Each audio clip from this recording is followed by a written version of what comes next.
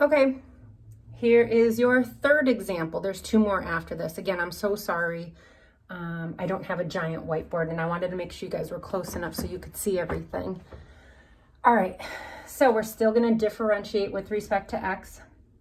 This time your function has your x values, some of them in the denominator. So when you're doing a problem like this, it is so important to make sure that all of the x's, what you're differentiating with respect to, are in the numerator. So again, I want you to rewrite your function before you take the derivative. So you're going to take this first term, since it's x to the fourth in the denominator, this becomes negative 2x to the negative fourth power. When that moves up to the numerator, the exponent becomes negative. So your next term is going to become plus 3x to the negative third.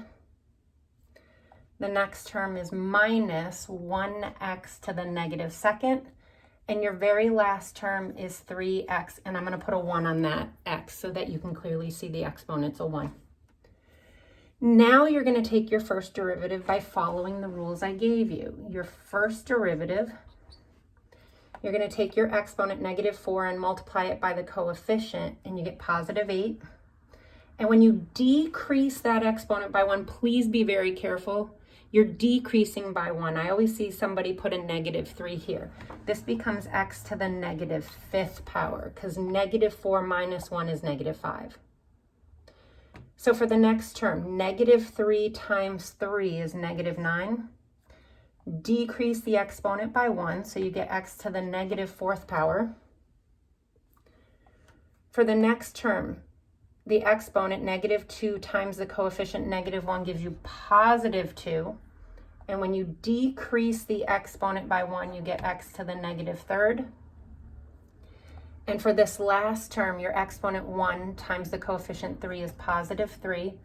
When I decrease 1 by 1, I get 0. Anything to the 0 power is 1, and 1 times 3 is 3. So make sure at the end, in order to finish this properly, all negative exponents become positive. So in the first three terms, we have to move our x's back down to the denominator. Keep in mind, 8 is to the first power, negative 9 is to the first, 2 is to the first. 8, negative 9, and 2 all have positive exponents, so they stay in the numerator. You don't move the whole quantity to the denominator, only the x's. So your final answer, your first derivative, is going to be 8 over x to the fifth minus 9 over x to the fourth plus 2 over x to the third plus 3. There's your first derivative.